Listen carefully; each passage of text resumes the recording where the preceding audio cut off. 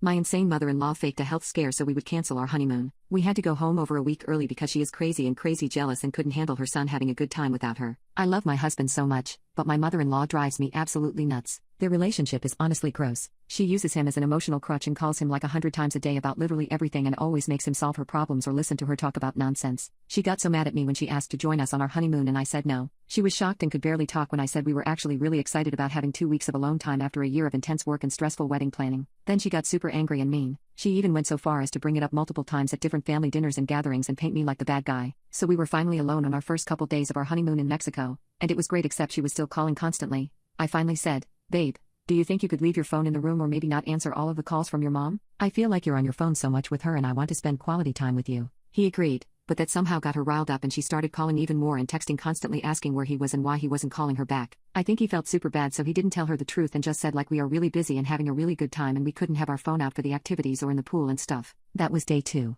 Day 3 was tense because she would not stop calling and texting even more. Talk about anxious attachment. This was next level. Then day 4 came and midday my husband looked at his phone and was like, "Oh my god, my mom just texted me that she's going to the ER. I didn't answer her calls this morning because you told me not to. I need to call her." He immediately calls her and she doesn't reply. Then she sends a text saying she's in the ER and can't talk on the phone because she's talking to the doctor. My husband is freaking out, and then he starts kind of freaking out at me because I was being calm. "We need to go home," he tells me. "What? We just got here, Jeremy," I said. "I'm sure she's going to be okay." He shot me the most scathing look. "My mom is in the hospital, Emily. We need to go home. I'm looking at flights." I was pretty pissed at this point. Couldn't he see that she's absolutely full of it? She wanted so badly to come on the honeymoon, got so upset when I said no, and now she's suddenly at the hospital? When she's normally in perfect health and everyone in the family knows it, and always talks about how fit, agile, and healthy she is. I tried to rationalize with him, but he raised his voice at me and I couldn't get through to him. So I started packing. I cried into my swimsuits and cute outfits as I took them out of the closet in our gorgeous suite and put them back in my suitcase. What bullshit.